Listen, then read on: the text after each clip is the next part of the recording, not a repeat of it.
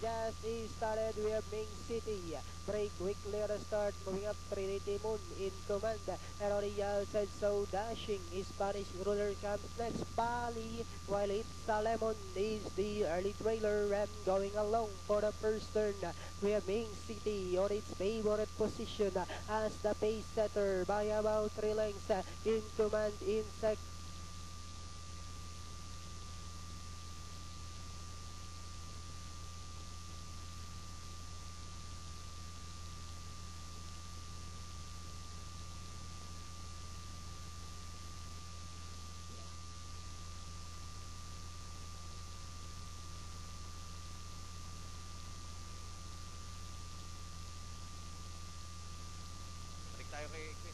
About 2 lengths, and in second comes Trinity Moon, moving up for the outside. Spanish ruler in command comes next, so dashing. It's Lemon racing second last, while Pali is still racing in seventh, and they are now entering the home stretch. We have Mings City still in control by our length and a half.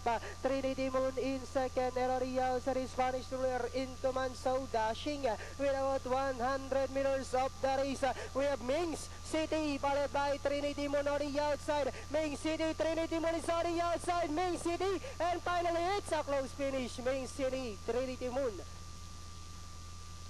Sino yung tercero kwarto? Hindi ko na napansin. Anyway, ang ginawang preba doon sa karerang yun ay 12 and a half, 24 and change, another 24 and change, and 27 in last quarter, 128.6.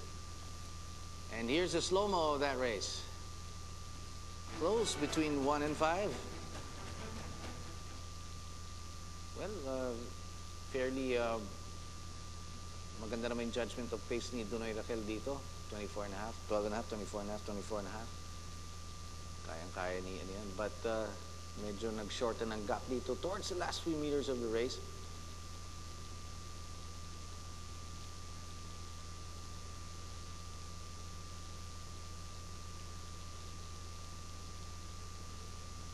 Yun ang nangyari dyan. Tuloy mo lang direct para makuha yung tercero, kwarto.